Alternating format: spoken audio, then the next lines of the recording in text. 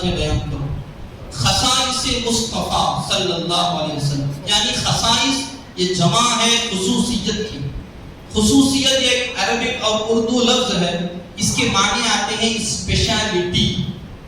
Speciality کا کیا مطلب ہوتا ہے؟ اسپیشلٹی کا آپ حضرات غور سے پورے باتیں سنیں گے تو پورا بیان آپ کو سمجھ میں آ جائے.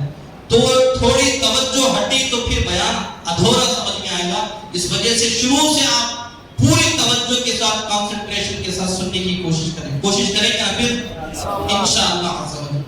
اسپیشلٹی کہتے کسے ہیں؟ اسپیشلٹی کا مطلب یہ ہے جو عمل یا جو کام، جو صلاحیت اس کے اندر ہو کسی اور کے پاس نہ ہو، اسے بولتے ہیں اسپیشلٹی. جیسے ہم ڈاکٹر کے پاس جاتے ہیں تو ہارٹ کا پرابلم ہے تو ہر ڈاکٹر کے پاس ہم کے نہیں چلے جاتے. کس ڈاکٹر کے پاس جاتے ہیں؟ ہارٹ اسپیشلسٹ کے پاس جاتے ہیں. ویسے ہر ڈاکٹر بھی ہارٹ کو دیکھتا ہے، مگر جو اسپیشلٹی اس ڈاکٹر کے پاس، ہارٹ اسپیشل کے پاس ہوتی ہے، وہ کسی اور کے پاس نہیں ہوتی. اس وجہ سے اس کے پاس جاتے ہیں. مطلب کیا؟ اس کے پاس جو ٹیلنٹ ہے دیگر ڈاکٹروں کے پاس وہ ٹیلنٹ نہیں ہے، اسے بولتے ہیں اسپیشلٹی. جو ٹیلنٹ اسی ایک کے پاس ہو، کسی اور کے پاس نہ ہو، اس کو کہا جاتا ہے اسپیشلٹی، اور اردو میں کہا جاتا ہے خصوصیت. اب جو میری ٹاپک ہے خصوصیات مصطفیٰ صلی اللہ علیہ وسلم، نبی علیہ السلام کے اسپیشلٹیز. کس کے درمیان اسپیشلٹیز؟ عام لوگوں کے درمیان، مسلمانوں کے درمیان، اولیاء کے درمیان، علماء کے درمیان نہیں. یہ تو عام لوگ ہیں. ان سے بڑے مرتبے پر جو سب سے بڑا مرتبہ مسلمانوں میں اللہ تعالیٰ نے دو لوگوں کو پیدا کیا، دو قسم کے، ایک مسلمان، ایک غیر مسلم. پھر مسلمانوں میں بھی مرتبے ہیں. عام مسلمان، گنہگار مسلمان، اس کا مقام و مرتبہ ایک کافر مشرک سے بڑھ کے، اور عام مسلمان سے بھی بڑا مرتبہ نیکوکار متقی پرہیزگار کا ہے. اس کا مرتبہ گنہگار مسلمان سے بھی بڑھ کے. پھر اس سے بھی بڑھ کر مقام و مرتبہ ایک عالم دین کا ہے، جس کے پاس اللہ کے دین کا علم، قرآن و حدیث کا علم ہے، اس کا مقام و مرتبہ بڑھ کے. پھر عالم دین سے بھی بڑا مقام و مرتبہ اللہ کے نیک ولی کا ہے، اس ولی سے بھی بڑا مقام و مرتبہ غوث کا ہے، پھر قطب کا ہے، پھر اوتاد کا ہے، پھر نقبا کا ہے، پھر نجبا کا ہے، پھر غوث اعظم کا ہے. یہ مسلمانوں میں مرتبے ہیں، کیٹیگوریکل اس طرح مرتبے ہیں. عام مسلمان، پھر پرہیزگار مسلمان، پھر اللہ کا ولی، پھر عالم دین، پھر غوث، پھر قطب، پھر اوتاد، پھر نقیب، پھر نجیب، پھر اس کے بعد غوث اعظم. اس کے بعد پھر سب سے مسلمانوں میں مرتبے کی بات آتی تو تابعی کا مقام و مرتبہ بلند و بالا. پھر تابعی کے بعد صحابی کا مقام و مرتبہ. صحابہ میں بھی الگ الگ کیٹیگری ہیں. پھر صحابہ کے بعد اس دنیا میں سب سے بڑا مرتبہ ہے تو وہ نبی کا ہوتا ہے. کس کا؟ نبی کا. پھر نبیوں میں رسول کا مقام و مرتبہ بلند. 1 لاکھ کم و بیش پیغمبر اس ظاہری دنیا میں تشریف لیا ہے. ان میں نبی کے بعد سب سے بڑا مرتبہ رسولوں کا ہے. رسول بہت بڑے مرتبے پر فائز ہوتے ہیں، کیونکہ رسول کے اندر نبوت آلریڈی موجود ہوتی ہے. جو رسول ہوتا ہے وہ نبی کیسے بھی ہوتا ہے، اس وجہ سے ایک ڈگری زیادہ ہے، اس وجہ سے اس کا مقام و مرتبہ بڑھ گیا. پھر رسولوں کا مقام و مرتبہ بڑھ کے پھر رسولوں کے بعد سب سے بڑا مقام و مرتبہ آتا ہے اولو العزم رسولوں کا، گنے چنے رسول. 1,24,000 نبیوں میں گنے چنے رسول ہیں. گنے چنے رسولوں میں گنے چنے اولو العزم رسول ہیں، جن کا مقام و مرتبہ رسولوں سے بھی بڑھ کے. اب وہ گنے چنے اولو العزم پیغمبروں میں بھی سب سے بڑا مقام و مرتبہ آتا ہے تو وہ آمینہ کے لال کا مقام و مرتبہ. ساری دنیا میں گویا کہ یہ کہہ لے اللہ کے بعد اگر کسی کا مرتبہ ہے تو وہ آمینہ کے لال کا مقام و مرتبہ ہے. یہ بات تو سب سمجھتے ہیں، سب مانتے ہیں، ہر مسلمان اس کو سمجھتا بھی. اب جب سب کو مرتبے ملے، مسلمان کو متقی مسلمان پر، متقی مسلمان پر، عالم دین مسلمان پر، اس طرح مرتبے سب کو ملتے گئے تو جب مقام و مرتبے ملتے گئے تو ہر ایک کا مرتبہ کسی سے کم، کسی سے زیادہ، کسی سے کم، کسی سے زیادہ. یہ کیٹیگری اس کے مقام کے حساب سے اس کے درجات بھی ہوتے ہیں، اس کی فضیلتیں بھی ہوتی ہیں، اس کی خصوصیت بھی ہوتی ہے۔ اب نبیوں میں جو خصوصیت اللہ تعالیٰ نبیوں کو عطا فرمائے، جو فضائل، جو کمالات، جو انعامات نبیوں کو عطا فرمائے، وہ سارے کے سارے فضیلتیں، وہ سارے کے سارے انعامات، وہ سارے کے سارے برکتیں، رحمتیں اللہ تبارک و تعالیٰ نے ہمارے نبی کو بھی عطا فرمائے۔ اب دیکھیں آدم علیہ السلام کے پاس 2-3 خصوصیت، نوح علیہ السلام کے پاس کم و بیش 1,24,000 پیغمبروں کو جو اللہ تبارک و تعالیٰ تنہا سنگل ایک جو اسپیشلٹی اللہ نے عطا فرمائی تھی، وہ سارے اسپیشلٹیز کو ملا کر اللہ تبارک و تعالیٰ نے ہمارے پیغمبر علیہ السلام کے اندر جمع فرما دیا۔ سب کو ایک 2-2 3-3 ملی ہے خصوصیتیں، مگر ان تمام نبیوں کو جتنی خصوصیت ملی ہے، تنہا ایک نبی کے اندر وہ خصوصیات کو اللہ نے جمع فرما دیا ہے۔ وہ کوئی اور نبی نہیں ہے، سید الانبیاء ہے، ہم آخری امت کے نبی ہیں، تاجدار انبیاء علیہ السلام کی ذات بابرکت ہے۔ اب ہم یہ غور کرنا ہے کہ نبیوں کو بھی مراتب دیے، مطلب مناقب دیے، فضیلتیں دیے، ہمارے نبی کو بھی مناقب، فضائل، مراتب دیے، مگر اللہ تبارک و تعالی جو فضیلتیں دیگر نبیوں کو دی ہیں، ویسی بھی فضیلتیں ہمارے نبی کو دی ہے، بلکہ اس سے بڑھ کر فضیلتیں ہمارے نبی کو اللہ نے عطا فرمائی۔ یہ ہمارے آج کے بیان کا دعویٰ ہے۔ دعویٰ ہو تو معلوم، دعویٰ جسے بولتے تھے سمجھنے کے واسطے کیا بولتے دعوے کو؟ ایک ہمارا عقیدہ بولو، یہ دعویٰ بولو، یہ چیلنج بولو، کچھ بھی بولو، ہمارا دعویٰ کیا ہے؟ جو فضیلت اللہ تعالیٰ نبیوں کو دی، ویسی فضیلت بھی ہمارے نبی کے پاس ہے، اس سے بڑھ کے فضیلت بھی ہمارے نبی کے پاس ہے۔ اس کو انشاءاللہ اس دعوے کو ہم دلیلوں کے ذریعے ثابت کرنے کی کوشش کریں گے، آپ حضرات غور سے سننے کی کوشش کریں گے۔ اب آپ بولیں گے اس سے بڑھ کے فضیلت ہمارے نبی کے پاس ہے، اگر آپ بولیں اچھا ایسا ہے تو حضرت موسیٰ علیہ السلام نے جب اللہ کی بارگاہ میں ہاتھ اٹھا کر دعا کی کہ اے باری تعالیٰ میرے قوم کے لیے پانی کو نازل فرما، پانی کا کچھ انتظام فرما، وَإِذِ اسْتَسْقَىٰ مُوسَىٰ لِقَوْمِهِ فَقُلْنَا اضْرِب بِّعَصَاكَ الْحَجَرَ، بِعَصَاكَ الْبَحْرَ، الگ الگ ہے۔ اللہ سے دعا فرمائیں کہ میرے قوم کے لیے بارش کو نازل فرما یا پانی کا انتظام فرما۔ اللہ تعالیٰ کا ارشاد فرمایا فَقُلْنَا اضْرِب بِّعَصَاكَ الْحَجَرَ، کیا کرو اے موسیٰ، لکڑی کو اٹھاؤ جو آپ کے ہاتھ میں ہے، لکڑی کو اٹھا کر پتھر پر مارو، اس پتھر پر مارنے کی وجہ سے آپ کے مارنے کی برکت یہ ہوگی کہ اس پتھر کے ذریعے 12 چشمے جاری ہو جائیں گے، اس 12 چشموں کے ذریعے لوگ پانی پیئیں گے اور اپنی پیاس کو بجھائیں گے۔ اب آپ بولیں گے موسیٰ علیہ السلام کے پاس اتنا بڑا معجزہ، موسیٰ علیہ السلام کے پاس اتنی بڑی فضیلت کہ آپ لکڑی سے پتھر پر مارے تو پتھر سے پانی کے 12 چشمے بہہ گئے، جو قرآن پاک میں ثابت ہے۔ اب آپ کا دعویٰ کیا ہے؟ نبیوں کے پاس جو خصوصیت، جو فضیلتیں ہیں وہ ہمارے نبی کے پاس زیادہ ہیں، تو آپ زیادہ خصوصیت، زیادہ فضیلت تمہارے نبی میں بتا کے بتاؤ، تمہارے نبی میں دکھا کے بتاؤ۔ اب ہم دکھانا ہے۔ اب ایک بات حضرت موسیٰ علیہ السلام کا معجزہ سمجھ میں آیا، موسیٰ علیہ السلام کا لکڑی لے کر پتھر پر مارے، پتھر سے پانی کے 12 چشمے نکل گئے۔ پھر اس کے بعد حضرت ابراہیم علیہ السلام کے لخت جگر، حضرت اسماعیل علیہ السلام بچپن میں شیر خواری کی عمر میں تھے، آپ صفا و مروہ کے درمیان آپ کے والدہ ماجدہ دوڑتی رہی پانی کی تلاش میں، مگر حضرت اسماعیل علیہ السلام کے قدم جو ہی پتھر پر رگڑتے ہیں، آپ کے قدموں کی برکت سے زمزم کا کنواں وہاں سے بہنے لگ جاتا۔ یہ بھی کس کا معجزہ ہے؟ حضرت اسماعیل علیہ السلام۔ اب دیکھو موسیٰ علیہ السلام کا بھی معجزہ، پتھروں سے پانی نکل رہا ہے۔ اسماعیل علیہ السلام کا معجزہ، آپ کے قدم لگنے سے پتھر سے پانی نکل رہا ہے۔ اب آپ یہ بتائیں آپ کے نبی کے پاس وہ کون سا معجزہ ہے جو ان 2 معجزوں سے بھی بڑھ کے معجزہ ہو؟ آپ کے نبی کے پاس یہ ہوگا تبھی جا کر ہم مانیں گے۔ سارے نبیوں کے پاس جو خصوصیت ہے وہ ہمارے نبی کے پاس ایکسٹرا خصوصیت ہے، ثابت کر کے بتا۔ تو اس کا جواب اس ٹاپک کے اوپر علامہ جلال الدین سیوطی علیہ الرحمہ ایک کتاب ہی لکھ ڈالی، الخصائص الکبریٰ، پورے کے پورے اسپیشلٹیز حضور علیہ السلام کے انہوں نے گنا۔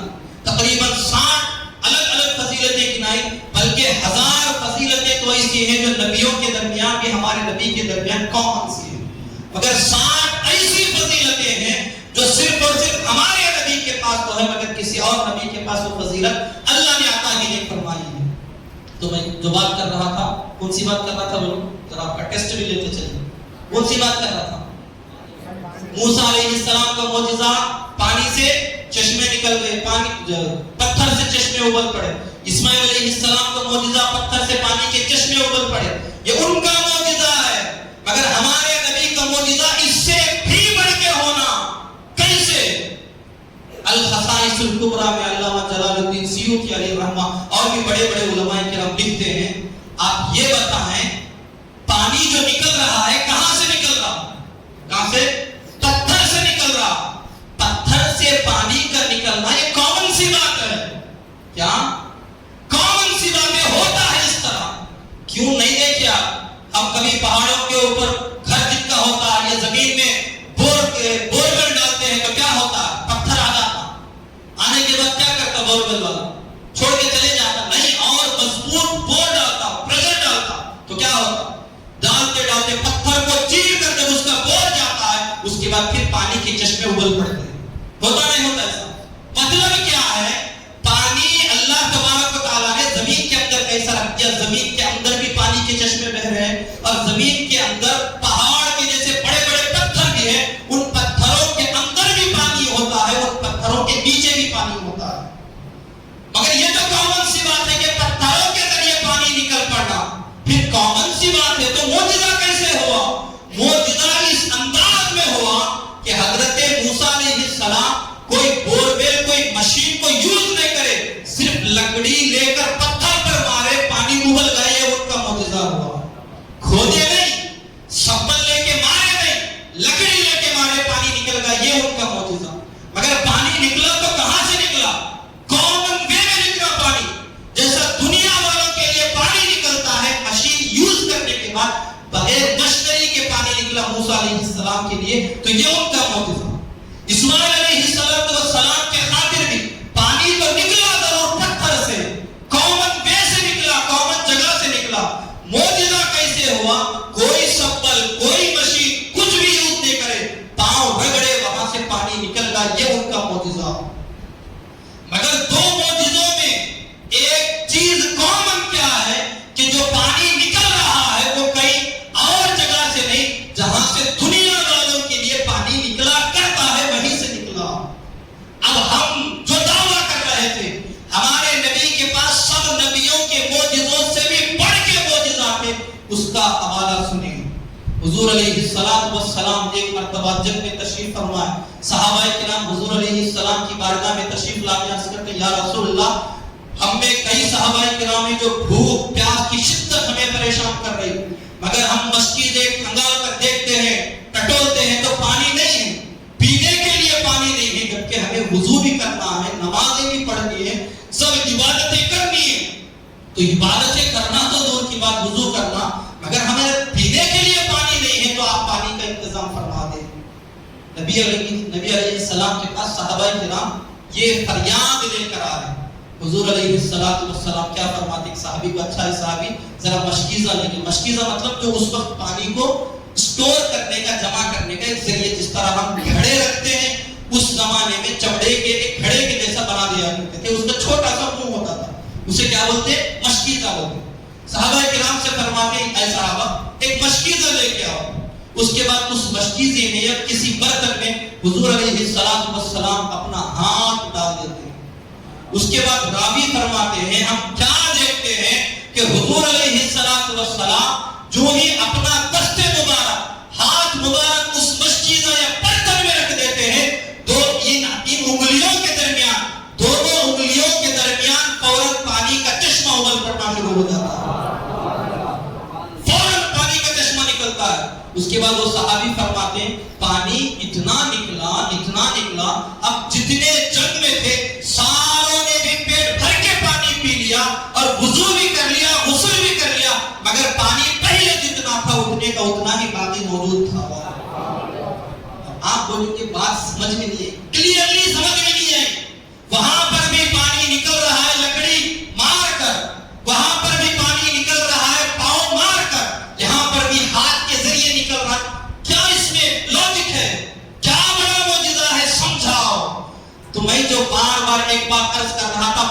نکلا تو کس جگہ سے نکلا؟ بولے کامن وے سے نکلا، جہاں پوری دنیا والوں کے لیے نکلتا ہے اسی جگہ سے نکلا۔ مگر نبی اکرم علیہ السلام کا ایسا معجزہ وہاں آپ زمین کا استعمال نہیں فرما رہے، پتھروں کا استعمال نہیں فرما رہے، اپنے ہاتھ کے انگلیوں کے درمیان سے پانی نکال کر بتا رہے ہیں کہ لوگوں پتھروں کے اندر تو پانی ہوتا ہے، وہاں ان کے لیے پانی نکلا، یہ ان کا معجزہ، مگر انگلیوں کے اندر تو پانی ذاتی برابر بھی نہیں ہوتا، اس کے باوجود بھی اللہ تعالیٰ نے میرے انگلیوں کے درمیان سے پانی نکال کر بتا دیا کہ ان سے بھی بڑا میرا معجزہ ہے، کیونکہ وہاں زمین سے ہی نکلا، پتھروں کے درمیان سے ہی نکلا، کیونکہ پتھر کو ہم کھودتے ہیں تو پانی نکلتا ہے، مگر آپ انگلی کاٹ کے دیکھیں ذرا سا بھی پانی کا خطرہ دکھتا ہے آپ کو؟ دکھتا؟ خون ہی خون دکھتا ہے، مگر اس کے باوجود بھی حضور علیہ السلام کے دونوں انگلیوں کے درمیان سے پانی کا چشمہ نکل پڑا۔ یہ حضور علیہ السلام کی بہت بڑی خصوصیت ہے۔ یہ جو معجزہ، یہ جو خصوصیت، یہ جو فضیلت ہمارے نبی کو حاصل ہے، ایسا معجزہ، ایسی فضیلت، ایسی خصوصیت اللہ تبارک و تعالیٰ کم و بیش 1,24,000 پیغمبروں میں کسی پیغمبر کو بھی عطا نہیں فرمایا۔ بات سمجھ میں آئی آپ لوگوں کو؟ سمجھ میں آ رہی؟ نہیں دوسرے انداز میں بیان سمجھ میں آ رہی نا؟ ماشاءاللہ بہت ہی اچھا سمجھ میں آیا۔ اب اس کے بعد دیکھیں، ہم یہ بول رہے تھے کہ ہمارے نبی کے پاس جو خصوصیتیں، جو اسپیشلٹیز ہیں، وہ کسی اور نبی کے پاس نہیں، یہ بتا رہے تھے نا۔ ہم تو اپنے نبی کی بات کر رہے ہیں، مگر ہمارے نبی کے صدقے میں اس نبی کی آخری امت کے پاس بھی ایسی اسپیشلٹیز ہیں جو اللہ تعالیٰ صرف اس ایک امت کو دیا، کسی اور امت کو عطا نہیں فرمایا۔ اب یہ دیکھیں، نبی کو خصوصیات مل رہی ہیں، فضائل مل رہی ہیں، برکات مل رہی ہیں، مناقب مل رہی ہیں، اسپیشلٹیز مل رہی ہے، بات سمجھ میں آ رہی کیونکہ وہ اللہ کے محبوب پیغمبر ہے، حبیب اللہ علیہ السلام ہے، بات سمجھ میں آئی۔ مگر اس امت کا کیا کمال، کیا ٹیلنٹ، کیا ٹیکنک کہ اللہ تعالیٰ سارے پیغمبروں کی امت سے بھی اس امت کا مقام و مرتبہ بلند کر دیا۔ کیا وجہ تھی؟ اب دیکھیں کیا ہے وہ سارے پیغمبروں کی امتیں ایک جگہ اور اس آخری امت کا مقام و مرتبہ ان سے بھی بلند ہوا تھا۔ دلیل کیا؟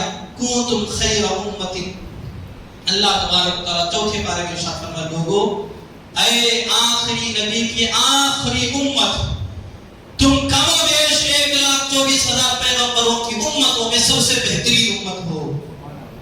آپ بولیں گے بہترین امت تو ہونا نا آپ سب میں، نمازیں ہم جو زیادہ پڑھ رہے، روزے ہم جو زیادہ رکھ رہے، زکاتیں ہم جو زیادہ دے رہے، اگر ایسا کوئی بولتا ہے آپ بولیں گے اچھا بابا یہ بتاؤ آپ کی عمر کتنی ہے؟ زیادہ سے زیادہ 100 سال۔ اب 100 سال نمازیں پڑھے، مگر وہاں پر عمریں کتنی تھی ان کی؟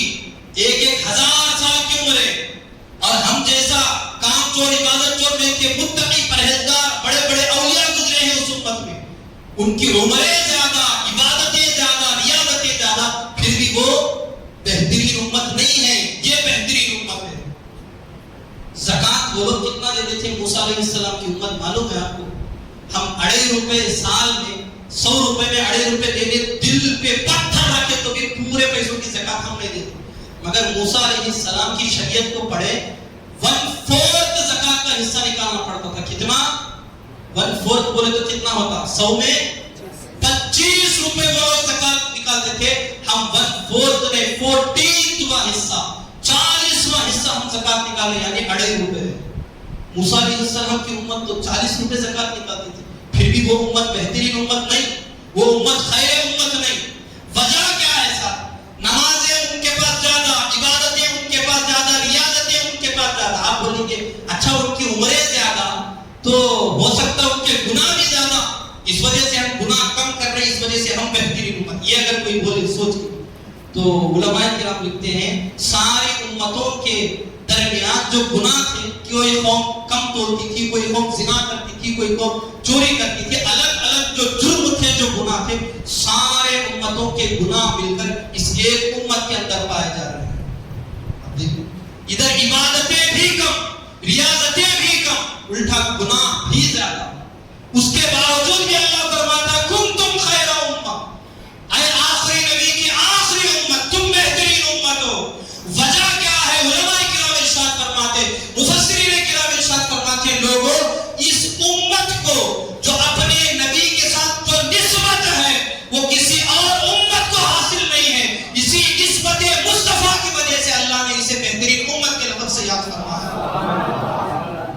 سمجھ میں آئی؟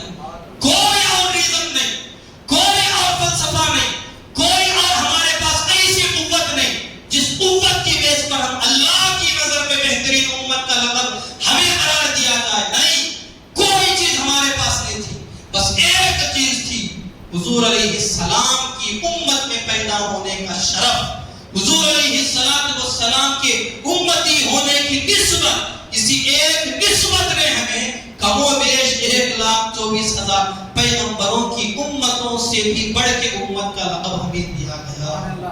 تو کیا بات سمجھ گئے؟ نبی کو اسپیشلٹی کیا؟ نبی کے قدموں کی برکت سے نبی کی امت بھی سارے نبی کی امتوں سے بڑھ کے قرار دے دی گئی۔ اب ایک دو باتیں بتا، ایک نبی کی خصوصیات اس دنیا کے اندر، اور نبی کے امت کی خصوصیت اس دنیا کے اندر۔ اب آگے لے چلتا ہوں۔ ویسے تو کئی خصوصیات علامہ جلال الدین سیوطی علیہ الرحمہ نے الخصائص الکبریٰ میں لکھا، مگر ایک ایک خصوصیت سنا دیتا ہوں تاکہ بات پوری واضح طور پر سمجھ میں آئے۔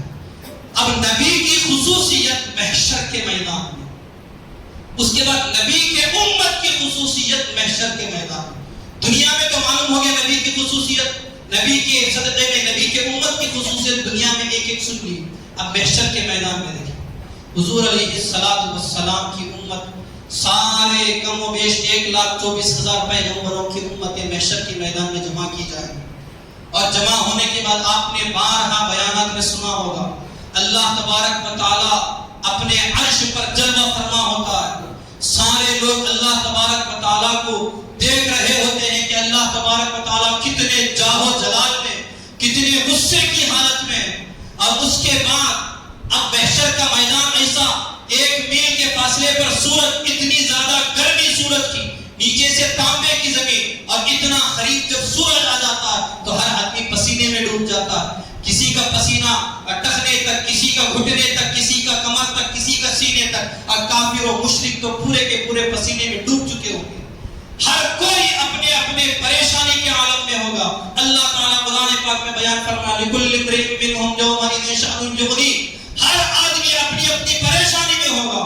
یوم یفر المرء من اخیہ وامہ وابیہ وصاحبتہ وبنیہ، ماں باپ کو دیکھ کر، ماں بیٹے کو دیکھ کر، بیٹا باپ کو دیکھ کر، دوست اپنے دوست کو دیکھ کر، ہر کوئی اپنے اپنے رشتہ دار دوست احباب کو دیکھ کر بھاگے گا کہ کہیں وہ مجھ سے نیکیاں نہ چھین لے جائے۔ یہ سارے کا سارا محشر کا میدان تو سب کے نظروں میں ہے، مگر اس میں کچھ پوائنٹس ہیں جو میں آپ تک پہنچانا چاہتا ہوں۔ سب محشر کے میدان میں آدم علیہ السلام کی امت سے لے کر قیامت تک پیدا ہونے والے اس آخری امت کے لوگ سارے کے سارے ایک ہی میدان میں جمع ہیں۔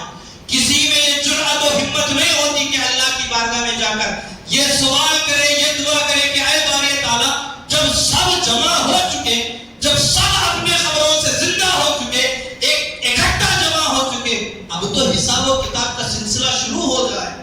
کسی میں یہ ہمت نہیں۔ ایک دن گزر جائیں گے، 2 دن گزر جائیں گے، کئی دن گزر جائیں گے، پھر کتنے دنوں کا ہوگا وہ محشر کا میدان کا ایک دن معلوم ہے آپ کو کتنے دن؟ کان مقدارہ 50,000 سنۃ مما تعدون، محشر کے میدان کا ایک دن دنیا کے 50,000 سالوں کا ایک دن ہوگا۔ 50,000 سال کا ایک دن محشر کا دن ہوگا، اور وہ پریشانی کا عالم کیا ہے؟ ہر کوئی پریشانی میں اپنے اپنے گناہوں کے مطابق پسینے میں ڈوبا ہوا ہے۔ اب ہر ایک کی تمنا صاحب بہار شریعہ نے، مفتی احمد یار خان علیہ الرحمہ نے، بڑے بڑے علماء کرام نے لکھا، یہ جو بڑے وہاں پر سب امتی جمع ہو جائیں گے، کوئی بھی اللہ کی بارگاہ میں دعا نہیں کرے گا۔ کیوں نہیں کرے گا صاحب؟ اللہ کو تو ہم دیکھ رہے ہوتے، دنیا میں اللہ کو نہیں دیکھے پھر بھی دعا کرتے کہ اے اللہ مجھے دے دے، نہیں دیکھ کے دعا دنیا میں کرتے، مگر وہاں پہ اللہ کو عرش کے اوپر جلوہ فرما ہونے کے باوجود بھی ہم اللہ سے دعا نہیں کرتے۔ کیوں نہیں کرتے صاحب؟ وجہ کیا ہے معلوم؟ کبھی سوچے؟ سب پریشانی کے عالم میں ہے، سب کے سب مصیبت میں ہے، مگر کوئی اللہ سے دعا نہیں کرتا۔ اللہ تعالیٰ کا غضب، اللہ کا جاہ جلال اتنا ہوگا، کوئی ہمت نہیں کرے گا۔ اس کے بعد کیا کرتے؟ سارے کے سارے محشر کے میدان کے لوگ مل کے اکٹھا ہو کے پلاننگ کرتے کہ مشورہ کرتے کہ کیا کیا جائے۔ اللہ تو اتنے جاہ و جلال میں ہے، کس کی ہمت اللہ کی بارگاہ میں ہاتھ اٹھا کے دعا کرے؟ نہیں، کوئی بھی نہیں کر سکتا۔ تو ہم جائیں تو کہاں جائیں؟ اس ٹاپک پہ ڈسکشن ہوتی ہے، مشورہ ہوتا اس کے بعد سب کے دل و دماغ میں خیال آتا ہے کہ بھئی جاؤ آدم علیہ السلام کے پاس جاؤ، ہمارے سب لوگوں کے انسانوں کے باپ تھے، ان کے پاس جاؤ، ہمارا کام بن جائے گا۔ یہ خیال کون ڈالتا ہے معلوم؟ انسان خود سے لاتے خیال، یہ آئیڈیا، یہ تھاٹ، یہ سوچ کہاں سے آتی؟ حدیث پاک میں آتا فَيُلْهِمُونَ، ان کے دل و دماغ میں یہ خیال ڈالا جاتا ہے اللہ کی طرف سے۔ اللہ یہ خیال نہیں ڈالتا کہ میں رحم الراحمون ہوں، مجھ سے مانگو، میں 70 ماؤں سے زیادہ محبت کرنے والا، اپنے بندوں پہ رحم کرنے والا، مجھ سے ڈائریکٹ پوچھ لیتے، مجھ سے ڈائریکٹ گڑ گڑا لیتے، آنکھوں سے خطرے نکال لیتے، تمہارے اوپر رحم آ جاتا، معاف کر دیتا۔ نہیں، اللہ وہ خیال نہیں ڈالتا اپنے سے مانگنے کا، اللہ خیال ڈالتا ہے تو آدم علیہ السلام سارے محشر کے لوگ آدم علیہ السلام کی بارگاہ میں جاتے ہیں۔ جانے کے بعد ایک حدیث میں آتا ہے استشفعوا، شفاعت طلب کرتے، ایک حدیث میں آتا ہے استغاثوا، مدد طلب کرتے، جا کے آدم علیہ السلام سے پوچھتے، اور سب سے پہلے آدم علیہ السلام کی تعریف بیان کرتے ہیں۔ آدم علیہ السلام، اللہ نے آپ کو انسانوں کا باپ بنایا، اللہ نے آپ کو اپنے دست قدرت سے بنایا، اللہ نے آپ کو اپنی روح سے پیدا فرمایا۔ سارے فضیلتیں گنانے کے بعد آدم علیہ السلام کی بارگاہ میں عرض کرتے ہیں آدم کیا آپ کو نہیں دکھ رہا ہم کتنی پریشانی میں؟ اللہ کی بارگاہ میں آپ دعا کریں تاکہ ہمیں اس پریشانی سے نجات مل جائے۔ تو میں جو عرض کر رہا تھا، اتنے بڑے بڑے علماء کرام صاحب بحر شریعہ اور مرآت المنازل سب کتابوں میں ہے کہ یہ عرض نہیں کریں گے نا، یہ لوگ عرض نہیں کرنے کی وجہ کیا ہے؟ عرض نہیں کرنے کی وجہ کیا ہے کہ وہاں پر 25 علماء کرام یہ بھی لکھتے ہیں کہ ایک دن وہاں پر 50,000 سال کا ہوگا تو آدھا دن ایسے ہی بیت جائے گا۔ کتنا؟ آدھا دن مطلب کتنے سال گزر جائیں گے؟ تقریباً 25,000 سال وہاں پر گزر جائیں گے۔ اس کے بعد جا کر آدم علیہ السلام کا خیال ان کے دل و دماغ میں آئے گا۔ آدم علیہ السلام کے پاس جانے کے بعد آدم علیہ السلام ارشاد فرمائیں گے اے سارے کے سارے محشر کے لوگ تم جاؤ نوح علیہ السلام کی بارگاہ میں۔ نوح علیہ السلام کے پاس جاتے ان کی تعریف بیان کرتے، اس کے بعد فرماتے ہیں کہ بھئی نوح علیہ السلام آپ ہمارا خیال فرمائیں۔ نوح علیہ السلام، پھر ابراہیم علیہ السلام، پھر ابراہیم علیہ السلام، دیگر پیغمبروں کے پاس سے ہوتے ہوتے آخر میں ایڈریس ملتا ہے حضرت عیسیٰ علیہ السلام۔ حضرت عیسیٰ علیہ السلام کے پاس سارے محشر کے لوگ جمع ہو جائیں گے اور عرض کریں گے اے عیسیٰ الا تری الی ما نحن فی، کیا آپ نہیں دیکھتے کہ ہم کتنی بڑی پریشانی میں، ہمیں اس پریشانی سے نجات دلا دیں۔ ہر کوئی یہی تمنا کرے گا کہ بھئی ہمیں یہ تو جنت میں ڈال دے، یہ تو دوزخ میں ڈال دے، مگر اس پریشانی سے ہمیں نجات دلا دے۔ ہر ایک کی تمنا یہی رہی۔ اللہ جہنم میں ڈالے تو بھی چلتا، مگر یہ جو محشر کا میدان کی حوما کی جو حیرت ناک منظر ہے، اللہ کا جاہ و جلال سامنے ہے اور ادھر اتنا بڑا ماحول، اتنا بھیانک ماحول، اللہ جہنم میں ڈالے تو بھی چلتا، مگر ہمارا حساب و کتاب جلدی شروع ہونا، یہ تمنا کرتے ہوئے تمام پیغمبروں کے پاس جائیں گے۔ عیسیٰ علیہ السلام کی بارگاہ میں جب جائیں گے، عیسیٰ علیہ السلام ارشاد فرمائیں اذهبوا الی محمد صلی اللہ علیہ وسلم، قربان جائیں عیسیٰ علیہ السلام کی ذات پر۔ حضرت آدم علیہ السلام بھی حضور علیہ السلام کا ایڈریس لے دیتے، نوح علیہ السلام ملے، ابراہیم علیہ السلام ملے، موسیٰ علیہ السلام ملے، پکا اور ایگزیکٹ ایڈریس اگر کوئی دیتے ہیں تو جناب عیسیٰ علیہ السلام دیتے ہیں۔ اب ان کو جب معلوم ہوتا محشر کے لوگوں کو کہ موسیٰ علیہ السلام، عیسیٰ علیہ السلام سب کے پاس پھر کیا ہے، مگر جو ایگزیکٹ ایڈریس ہے وہ حضور علیہ السلام کی بارگاہ میں، تب جا کر ان کو خیال آ جائے کہ ہاں ہم نے دنیا میں سن رکھا تھا کہ شفاعت جو کرنے کے سب سے بڑے حقدار ہیں تو حضور علیہ السلام کی ذات بابرکت ہے۔ تو سب مل کر حضور علیہ السلام کو ڈھونڈتے ڈھونڈتے آپ کی بارگاہ میں جائیں گے، جا کر فریاد کریں گے اللہ نے جو آپ کو فضائل و مناقب کی ساری تعریف بیان فرمائیں گے، سارے کے سارے خصوصیات گنائیں گے۔ اسی کو اعلیٰ حضرت علیہ رحمت الرضوان نے اپنے اس سلام کے شعر میں بیان فرمایا، کاش محشر میں جب ان کی آمد ہو بھیجے سب ان کی شوکت پہ لاکھوں سلام۔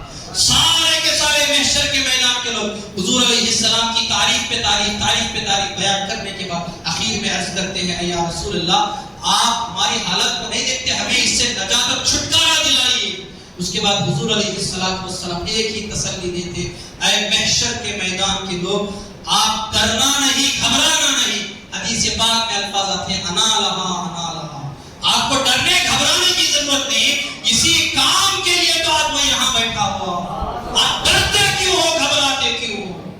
حضور علیہ السلام اللہ کی بارگاہ میں کھڑے ہو کر مژدہ سنا دیتے ہیں، خوشخبری سنا دیتے ہیں، اے محشر کے میدان کے لوگ، 25,000 سال اسی میں گزر گئے، آپ ہر کوئی پریشان تھا کہ حساب و کتاب کا سلسلہ شروع ہو جائے، اب آپ ڈرنا نہیں، گھبرانا نہیں، اب آپ کو خوشخبری دینے والی ذات کا ایڈریس آپ کو مل چکا ہے۔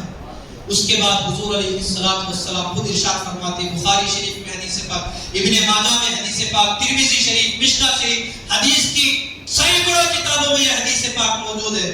حضور علیہ السلام فرماتے ہیں کہ میں اللہ کی بارگاہ میں سجدے میں چلا جاؤں گا اور اللہ تعالیٰ مجھے ایسی حمد سکھائے گا، دنیا بنی جب سے لے کر اس وقت تک ویسی حمد کسی نے اللہ کی بیان نہیں کی۔ اس حمد کے ذریعے میں اللہ کی بارگاہ میں دعا کروں گا کہ اے میرے پروردگار، میری امت، پھر اس کے بعد اللہ تبارک و تعالیٰ کی دریائے رحمت جوش میں آ جاتی ہے۔ اللہ تبارک و تعالیٰ ارشاد فرماتے ہیں، ارفع رأسک یا محمد، اے محمد صلی اللہ علیہ وسلم، آپ اپنا سر سجدے سے اٹھائیے، سر توڑتا، آپ جو مانگیں گے آپ کو عطا کیا جائے گا۔ اشفاع تشفع، آپ جس کی شفاعت کرنا چاہیں کریں، آپ کی شفاعت قبول کی جائے گی۔ مژدہ سنا دیا جاتا ہے، اللہ کی بارگاہ سے وعدہ کیا جاتا ہے، اعلان کیا جاتا ہے۔ اس کے بعد جا کر جو ہی حضور علیہ السلام اپنے سر کو سجدے سے اٹھاتے ہیں، اس کے بعد جا کر سارے محشر کے میدان کے پریشان لوگوں کے حساب و کتاب کا سلسلہ شروع ہو جاتا ہے۔ بات سمجھ رہے آپ لوگ؟ کب حساب و کتاب کا سلسلہ شروع ہوتا؟ 25,000 سال کے بعد۔ اور یہ کس کے بدولت ہوئی یہ شفاعت؟ حضور علیہ السلام کے سجدے میں جا کر دعا کرنے کے بدولت ہوئی۔ تو علماء کرام فرماتے ہیں یہ حضور علیہ السلام کی یہ جو شفاعت کبریٰ ہے، بڑی شفاعت، یہ صرف مسلمانوں کے لیے نہیں، کافروں کے لیے بھی یہ شفاعت ملے گی، مشرکین کے لیے بھی یہ شفاعت ملے گی، کیونکہ ان کا حساب و کتاب کا سلسلہ بھی اسی ایک سجدے کے بعد ہو جاتا ہے۔ اس کے بعد حساب و کتاب کا سلسلہ آپ کے سر سجدے سے اٹھانے کے فوری بعد ہونا شروع ہو جاتا۔ ادھر حضور علیہ السلام کی تعریف کے بعد، سجدے کے بعد، دعا کے بعد، جب سجدہ ختم ہونے کے بعد جب حساب و کتاب کا سلسلہ شروع ہو جاتا تو اعلیٰ حضرت رحمہ اللہ نے کتنے پیارے انداز میں ایک شعر کے ذریعے جواب دیا، پیش حق مژدہ شفاعت کا سناتے جائیں گے۔ پیش حق اللہ کی بارگاہ کے سامنے، اللہ کی بارگاہ میں کھڑے ہو کر تمام محشر کے لوگوں کو یہ خوشخبری سناتے جائیں گے، پیش حق مژدہ شفاعت کا سناتے جائیں گے، آپ روتے جائیں گے، ہم کو ہنساتے جائیں گے۔ آپ اللہ کی بارگاہ میں کھڑے ہو کر سجدے میں جا کر رو کر دعا کریں گے، آپ کے رونے کی بدولت سارے محشر کے لوگ خوشی خوشی جھوم اٹھ جائیں گے۔ یہ اللہ کے حبیب علیہ السلام کی جو خصوصیت، جو فضیلت، جو شرف، جو شان اللہ تبارک و تعالیٰ نے آپ کو عطا فرمایا، یہ کسی اور بڑے سے بڑے نبی کو بھی اللہ نے عطا نہیں فرمایا۔ اب یہ تو آپ حضرات کئی مرتبہ سنے ہوں گے، مگر اس واقعے کو اس وجہ سے سنا تاکہ واقعہ سننے کے بعد اس میں کچھ پوائنٹ سے جو ہم سوچنا ہے، کیا پوائنٹ سے دیکھیں۔ یہ سب کچھ ہونا تھا اللہ کو، اللہ کے حبیب علیہ السلام دنیا میں بتا دیے۔ کتنے لوگ سنے بھی یہاں پر یہ بات؟ 300 350 لوگ تو سنے ہوں گے نا یہ بات، یہ حدیث سنے نہیں۔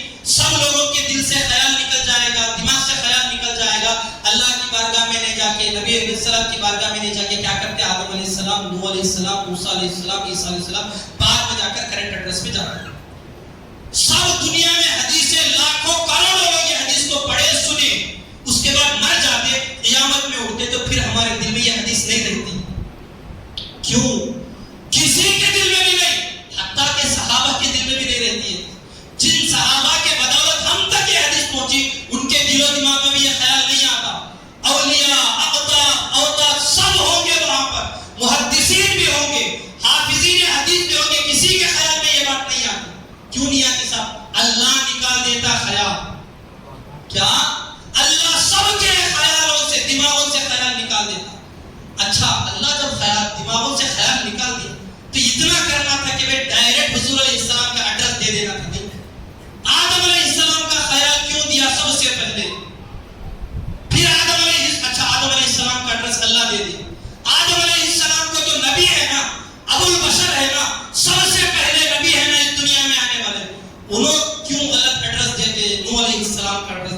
اذهبوا الى محمد، حضور علیہ السلام کے پاس دوڑ کے کیوں نہیں بولتے؟ کیا نبی کو بھی نہیں معلوم کہ جو کام آدم نہیں کر سکے وہ بھلا نوح کہاں سے کر سکیں گے؟ کیوں ہوا ایسا؟ اللہ آدم علیہ السلام کے دماغ سے بھی یہ بات نکال دیا کہ نوح علیہ السلام کا ایڈریس دیتے. نوح علیہ السلام، پھر موسیٰ علیہ السلام، ابراہیم علیہ السلام، ابراہیم علیہ السلام، پھر موسیٰ علیہ السلام، پھر موسیٰ علیہ السلام، عیسیٰ علیہ السلام. جب جا کر عیسیٰ علیہ السلام صحیح ایڈریس دیتے ہیں. ایسا اتنا لمبا پھرنے کی ضرورت کیا تھی؟ کبھی سوچے نا؟ اچھا 100 لوگ 200 لوگ پھر رہے تو بولیں گے اتنے آدمیوں کو کئی کو تکلیف دینا، ایک آدمی پھرے تو کیا کی نہیں. اچھا ایڈریس پوچھتے وقت جب 100 لوگ جاتے کہیں، ایک آدمی ایڈریس پوچھنے جاتا نہیں 100 لوگ پوچھنے جاتے ایڈریس، کیا کرتے نہیں؟ ایک آدمی کو وہاں پر نہیں، سب کو اتنی پریشانی ہوگی، سب محشر کے میدان کے لوگ آدم علیہ السلام، پھر وہاں سے نوح علیہ السلام، پھر وہاں سے در بدر ٹھوکریں کھاتے کھاتے کھاتے آخر میں جا کر حضور علیہ السلام کا صحیح ایڈریس ملتا. ایسا کیوں ہوا؟ اللہ تعالیٰ نے ایسا کیوں نہیں کیا کہ ڈائریکٹ سارے محشر کے میدان کے لوگوں کے دل و دماغ میں حضور علیہ السلام کا خیال کیوں نہیں ڈالا؟ علماء کرام ارشاد فرماتے ہیں لوگوں، اگر اللہ تعالیٰ ڈائریکٹ سارے لوگوں کے دل و دماغ میں خیال ڈال دیتا حضور علیہ السلام کا، اے لوگوں تم نے دنیا میں حدیث پڑھ رکھی ہے کہ سب سے پہلے میری بارگاہ میں شفاعت طلب کرنے والے وہ سید الانبیاء ہوں گے، ان کی بارگاہ میں جا کے جاؤ فریاد طلب کرو، شفاعت طلب کرو، وہ جب میری بارگاہ میں شفاعت طلب کریں گے تو ان کی شفاعت قبول کروں گا. ایسا اللہ بھی کیوں نہیں ڈالا؟ پہلے اللہ تبارک و تعالیٰ نبیوں کے دروں کے پاس بھیجتا، نبی کے در سے دوسرے نبی، اس طرح سارے محشر کے میدان کے لوگ، سارے امتیں جہاں در در ٹھوکریں کھا کے جاتے ہیں، تب جا کر انہیں خیال ہوتا کہ بھئی کہاں پر بھی ہمارا کام نہیں چل رہا، کہیں پر بھی ہماری بگڑی نہیں بن رہی. تب آخر میں جا کر حضرت عیسیٰ علیہ السلام نے ایڈریس بتا دیا اذهبوا الی محمد. اس کے بعد سارے لوگوں کو پتا چل جاتا ہے کہ جہاں پر جانے کے بعد کسی کی بگڑی نہیں بنتی تو وہ بگڑی بنتی ہے تو وہ آمینہ کے لال کی بارگاہ میں جانے کے بعد. یہ بات سمجھانے کے لیے اللہ تبارک و تعالیٰ سارے لوگوں کے دل و دماغ سے خیال نکال دیتا، نبیوں کے دروں سے پھراتا پھراتا آخر میں صحیح ایڈریس مل جاتا، تاکہ حضور علیہ السلام کو اللہ تبارک و تعالیٰ حضور علیہ السلام سے کتنی محبت فرماتا، کتنا چاہت فرماتا، کتنے عزت و شرف سے نوازتا ہے، یہ سارے محشر کے لوگوں کے سامنے حیا اور ظاہر ہو جائے. اسی کو برادر اعلیٰ حضرت مولانا حسن رضا علی خان رحمہ اللہ ارشاد فرماتے فقط اتنا سبب ہے انعماد بزم محشر کا. محشر کے میدان کو سجانے کی ضرورت تھی کیا اللہ کو؟ اللہ تعالیٰ تو سب جانتا نا کون نیکوکار، کون متقی، کون پرہیزگار، کون گنہگار. نیکوکار کو جنت میں، گنہگار کو جہنم میں ڈال دیا، ختم ہو گیا بات. حساب و کتاب لکھنے والے کرامن کاتبین دونوں کے دونوں فرشتے یہاں پر موجود، ان کے حساب سے فیصلہ ہو جاتا اور جنتی کو جنت میں، دوزخیوں کو دوزخ میں بھیج دیتا. ختم. حساب و کتاب کی ضرورت ہی کیا تھی؟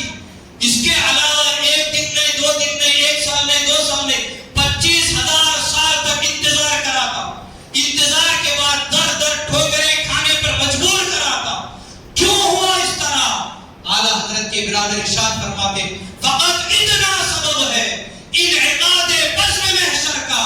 محشر کے میدان کو سجانے کا صرف ایک ہی مقصد ہے، وہ کیا؟ کہ ان کی شان محبوبی دکھائی جانے والی ہے. اللہ تبارک و تعالی اپنے حبیب پیغمبر سے کتنی محبت فرماتا ہے، اس محبت کا اظہار 1-2 لوگوں میں نہیں بلکہ آدم کی امت سے لے کر خاتم کی امت تک جتنے امتی آئے سارے امتیوں کے درمیان حضور علیہ السلام کی عزت و شرف کو بتانا مقصود ہے. اس وجہ سے اللہ تبارک و تعالیٰ نے اتنا لمبا پروسیس فرمایا. اس سے کیا معلوم ہوتی ہے؟ اللہ تبارک و تعالیٰ نے حضور علیہ السلام کو جو کمالات، جو خصوصیات، جو فضائل عطا فرمائے ہیں وہ کسی اور نبی میں موجود ہی نہیں ہے. یہ جو ہمارا دعویٰ تھا نا، شروع کا جو دعویٰ، وہ اس بات سے ثابت ہوتا ہے. اب اس کے بعد اخیر کی جو بات ہے، حضور علیہ السلام کی خصوصیت دنیا میں معلوم ہو گئی. دنیا میں کون سی بات تھی دنیا میں حضور علیہ السلام کی؟ دونوں انگلیوں کے بھول کے سو 5% لوگ پاس ہوئے آج کے امتحان نہیں بس. حضور علیہ السلام کا معجزہ کیا تھا؟ انگلیوں کے درمیان سے پانی کے چشمے بہانا موسیٰ علیہ السلام کے معجزے سے بھی بڑھ کے تھا. اور اس امت کی خصوصیت کیا تھی؟ اتنے گنہگار ہونے کے باوجود کہ اللہ نے ہمیں بہترین امت کا ٹائٹل دیا. قیامت کے میدان میں حضور علیہ السلام کی سب سے بڑی خصوصیت کہ سب سے پہلے اللہ کی بارگاہ میں شفاعت کرنے والے وہ حضور علیہ السلام ہی ہوں گے.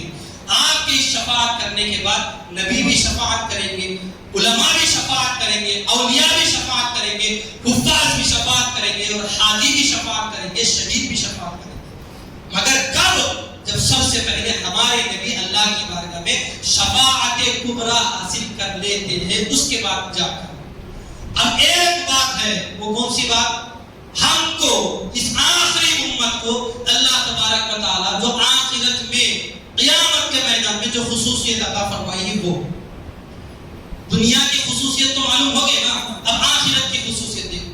دنیا میں تو اللہ تعالیٰ بہترین امت بول دیا, چلو تسلی کے لیے بولا ہوگا, اس نسبت مصطفیٰ کی وجہ سے بولا ہوگا, مگر دنیا میں بول دینے کے بعد کافی نہیں سمجھ اللہ تعالیٰ. قیامت کا میدان سجایا, سجانے کے بعد آدم علیہ السلام کی امت سے لے کر عیسیٰ علیہ السلام پھر یہ امت سب جمع ہے. حضور علیہ السلام کی شفاعت بھی شروع ہو گئی, حساب و کتاب کا سلسلہ شروع ہو گیا. تو اس امت کے نیکوکار, عیسیٰ علیہ السلام کی امت کے نیکوکار, پچھلے پیغمبروں کی امتوں کے نیکوکار سب جمع ہے کہ بھئی ہمارا حساب کلیئر ہے, پاس ہے, اب جنت میں جانا ہے. سب سے پہلے انصاف سے بولو کون جنت میں جانا تھا؟ کون جنت میں جانا تھا؟ صاحب ہمارے نبی علیہ السلام جانا تھا, کیونکہ تمام نبیوں کو جو بھی فضیلتیں ملی وہ ہمارے نبی کے صدقے میں ملی. یہ نبی پہلے جانا, یہ بات سمجھ میں آتی. حدیث پاک میں آتا ہے ان الجنت حرمت علی الانبیاء حتی ادخلها. لوگوں یاد رکھ لو, تمام نبیوں پر جنت اس وقت تک حرام ہے جب تک کہ میں سید الانبیاء جنت میں داخل نہیں ہوتا.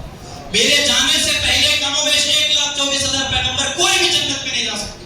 یہ بات سمجھ میں آ گئی کیونکہ ہمارے نبی سید الانبیاء سید المرسلین ہے, اس وجہ سے وہ جنت میں پہلے جائے, بات سمجھ میں آ گئی.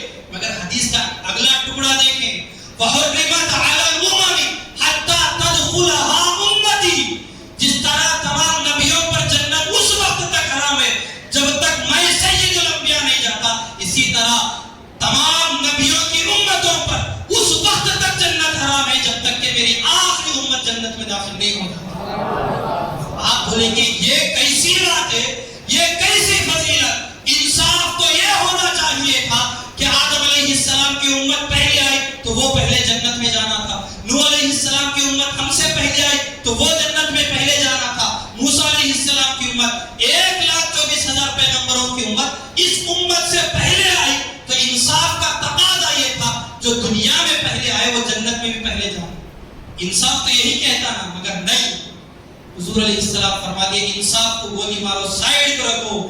یہ حضور علیہ السلام سید الانبیاء ہے, اللہ کے محبوب پیغمبر ہے. اللہ تبارک و تعالی صرف اپنے آخری پیغمبر سے ہی محبت نہیں فرماتا, آپ کے صدقے میں آپ سے نسبت رکھنے والی ہر چیز سے محبت فرماتا ہے. اسی وجہ سے اللہ تبارک و تعالی صرف آپ کو جنت میں پہلے نہیں, آپ کے جنت میں جانے کے بعد نبی جنت میں جائیں گے, نبی جنت میں جانے کے بعد اس آخری امت سب سے پہلے جنت میں جائے گی. یہ جو خصوصیت ہے اللہ تبارک و تعالیٰ صرف اس ایک امت کو عطا فرمائے, کسی اور امت کو اللہ نے عطا نہیں فرمایا.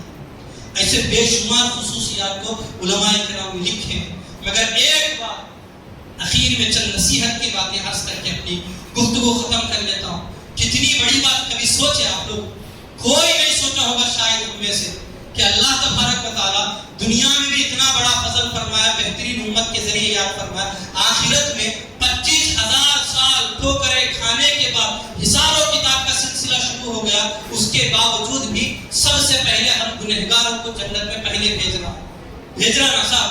ہمارا ٹیلنٹ تھا اس میں, ہمارا کمال تھا, کچھ بھی کمال نہیں تھا, یہ صرف حضور علیہ السلام کے امت میں پیدا ہونے کی نسبت اور برکت تھی. یہ تو بات معلوم ہے نا. اس کے باوجود بھی آج ہم میں سے لوگ, کتنے لوگ صرف دنیا کی چھوٹی سی چھوٹی دولت نہیں ملنے پر پریشان ہیں. اللہ کی بارگاہ میں شکایتیں کرتے کہ اللہ مجھے یہ نہیں دیا, اللہ مجھے اولاد نہیں دیا, اللہ مجھے دولت نہیں دیا, اللہ مجھے وہ نقصان کر دیا, یہ نقصان کر دیا, یہ نقصان کر دیا. اللہ اتنا بڑا فضل دنیا میں بھی کر دیا, اس امت میں پیدا کر کے آخرت میں بھی کرنے والا ہے، اس سے بڑھ کے اور کیا ہونا چاہیے؟ علماء کرام نے، بزرگان دین نے کتابوں میں کئی نبیوں کے نام لکھے ہیں. نبی جلیل القدر پیغمبر ہونے کے باوجود بھی خوش نہیں ہیں. کس وجہ سے؟ ان کی اللہ کی بارگاہ میں یہ دعا تھی کہ اے باری تعالیٰ میں نبی ہوں، یہ تیرا فضل ہے، مگر میری دلی خواہش ہے مجھے آخری نبی کے امت میں پیدا فرما. نبیوں کی دعا تھی آخری امت میں پیدا ہونے کی، مگر اللہ تعالیٰ بن مانگے ہمیں اس امت میں پیدا کر دیا، اور فضل بھی اتنا خیر امت کا لقب دنیا میں دے دیا، اور آخرت میں سب نبیوں کی امتوں سے پہلے ہمیں جنت میں داخل کر رہا. یہ کوئی فضل کم تھا ہم پر، یہ کوئی احسان کم تھا ہم پر، اس کے باوجود بھی آج مسلمان پریشان نظر آتا ہے. کیا پریشانی بھی؟ ذرا اس کو سمجھیں. سمجھنے کے بعد اگر کوئی دل سے اس کو دل و دماغ میں بٹھا لیتا ہے تو وہ بندہ کبھی دنیا میں رنجیدہ اور پریشان نہیں ہو. کتنا بڑا فضل اللہ کی جانب سے ہمیں بن مانگے دے دیا گیا ہے. یہ دنیا کی زندگی تو کتنی مختصر زندگی ہے. 60 سال میں کوئی دولت نہیں ملی، 70 سال میں کوئی دولت نہیں ملی، 100 سال میں کوئی دولت نہیں ملی تو کیا ہوا؟ 25,000 سال کے بعد تو سب سے پہلے جنت میں داخل ہونے والی جماعت کا نام کیا ہے؟ آخری نبی کی آخری. تو اس وجہ سے آپ کبھی رنجیدہ نہ ہیں. دنیا کے دولتیں نعمتیں سب ایک طرف، مگر اس امت میں پیدا ہونا یہ اتنی بڑی دولت ہے، دنیا کی کوئی دولت اس کا مقابلہ نہیں کر سکتی. تو محترم سامنے نکلا، یہ حضور علیہ السلام کی فضائل خصوصیات تھے، اور آپ کے قدموں کی برکت سے آپ سے تعلق رکھنے والی ہر چیز کو بھی اللہ تبارک و تعالیٰ نے بھی کچھ نہ کچھ خصوصیات سے نوازا ہے. ہماری بھلائی اسی میں ہے، ہم خوش رہیں. اللہ کا شکریہ، زندگی بھر بھی ہم صرف اس ایک بات پر ادا کرتے رہے کہ اے اللہ تیرا شکریہ، اے اللہ تیرا شکریہ کہ تو نے مجھے سید الانبیاء کی امت میں پیدا فرمایا. زندگی بھر بھی ہم یہ شکریہ ادا کرتے رہے تو پھر بھی حق شکر ادا نہیں ہوگا. تو مگر چھوٹی چھوٹی پریشانی ملنے پر آپ اتنا بڑا شکایت کے الفاظ زبان سے نکالنا. کئی لوگ بولتے ہیں نمازیں پڑھ رہے دعا قبول نہیں ہوتی. کیا فائدہ نمازیں پڑھ کے؟ کیا گناہ کرے تھے اللہ ہماری دعا قبول نہیں کر رہا؟ کئی الگ الگ باتیں، دیندار ہے، متقی ہے، نمازیں پڑھ رہے، پھر بھی اس طرح شکایت کی باتیں. آپ کو حدیث پاک کا مفہوم بتاتا ہوں کہ جن لوگوں کی دعائیں قبول نہیں ہوئی رہتی نا، اللہ تبارک و تعالیٰ جب ان کو جنت میں جانے کا اعلان فرمائے گا جاؤ تم جنت میں جاؤ، وہ سوچے گا کہ جنت کی کسی کونے میں مجھے جگہ ملے گی، مگر فرشتے فرمائیں گے آپ کا یہ مقام ہے، آپ کا تو وہ بڑے مقام پر اللہ نے آپ کو فائز کر دیا. اللہ کی بارگاہ میں بندہ عرض کرے گا اے باری تعالیٰ میرے تو اتنے بڑے بڑے نیکیاں نہیں تھی، اتنے بڑے مقام پر کیسے میں فائز ہو گیا؟ اللہ تبارک و تعالیٰ ارشاد فرماتا ہے اے بندے دنیا میں تو نے میرے سے دعائیں کی تھی نا، ان دعاؤں کا بدلہ صلہ میں دنیا میں نہیں دیا، اس آخرت میں اٹھا کر رکھ دیا ہے. وہ دنیا میں جو دعا قبول نہیں ہوئی اس کا بدلہ آخرت میں جنت میں بڑے درجات کی شکل میں آج میں تمہیں عطا فرما رہا ہوں. اس کے بعد کیا ہوگا؟ بات یہیں تک ختم نہیں، حدیث ختم نہیں ہوئی. اس کے بعد جنت میں جانے کے بعد بھی وہ بندہ ہاتھ ملتا رہے گا، افسوس کرتا رہے گا کاش اے باری تعالیٰ تو دنیا میں میری ایک بھی دعا قبول نہیں کرتا تو کتنا اچھا ہوتا. بات سمجھ رہے؟ جنت میں جانے کے بعد افسوس نہیں رہتا کسی کو، مگر وہ بندہ افسوس کرے گا ایک بھی دعا اللہ قبول نہیں کرتا تو ایک دعا کے بدلے اللہ مجھے اور بڑے درجات سے نوازنے والا. کئی کو اللہ دعا میری قبول کر لیا، کیوں اللہ دعا قبول کرنے نہیں قبول کرتا تو کتنا اچھا ہو. تو اللہ کے واسطے دنیا میں کوئی دولت ملے گڈ، نہیں ملے تو میں بولتا ہوں ویری گڈ. بات سمجھ میں آ رہی؟ دنیا میں دولت ملے تو گڈ، نہیں ملے تو ویری گڈ. اس ایک بات کو سمجھا کر گفتگو ختم کر لیتا ہوں. حدیث پاک میں آتا ہے حضور علیہ السلام فرماتے ہیں اللہ تعالیٰ جس کسی کی ایک نعمت کو چھین لیتا ہے نا اس کا بدلہ جنت میں بہت بڑے انعامات کی شکل میں دیتا. مثال کے طور پر حدیث پاک میں مثال ہے جس کسی کی ایک آنکھ اللہ تعالیٰ نہیں دیا، ایک ہی آنکھ دیا اسے، وہ بندہ صبر کرتا رہا، انتقال ہو گیا، مر گیا، جنت میں چلے گئے. اس کے بعد اللہ تعالیٰ جنت میں تو دو آنکھیں دیتا نہیں دے دیتا، بڑے بڑے درجات پر فائز ہو جائے گا وہ بندہ بھی، جبکہ اس کی نیکی اتنی ہی تھی، اتنے درجات ملنا تھا اسے، مگر وہ ایک نعمت نہیں ملنے پر اسے جو بڑے بڑے درجات ملے وہ بندہ دیکھ کر عرض کرے گا، پریشانی کرے گا اے تعالیٰ یہ درجات کس کے بدلے؟ اللہ تعالیٰ ارشاد فرمائے گا وہ جو ایک نعمت تجھ سے میں چھین لیا تھا اس ایک نعمت کا بدلہ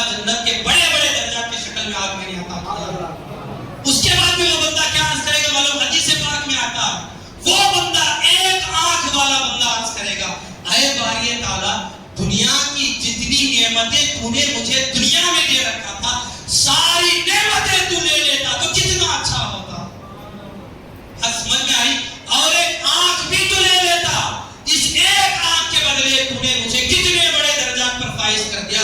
2 آنکھ لے لیتا تو اور بھی بڑے بڑے درجات مجھے ملنے والے تھے. تو اس وجہ سے دنیا کی دولتیں ملی تو خوش ہو جاؤ, نہیں ملی تو اور خوش ہو جاؤ, تاکہ اس کا بدلہ اللہ تعالیٰ ہمیں آخرت میں ضرور نوازنے والا ہے. رب تبارک تعالیٰ کی بارگاہ سے دعا ہے جو کچھ کہا گیا سب سے پہلے مجھے اور تمام مسلمانوں کو ان باتوں پر عمل کرنے کی توفیق عطا فرمائے. اللہ تمام مسلمانوں کو صحیح معنوں میں نبی پاک علیہ السلام سے سچی پکی عقیدت و محبت کرنے کی توفیق عطا فرمائے. آمین یا رب العالمین. وآخر دعوانا الحمد للہ رب العالمین. السلام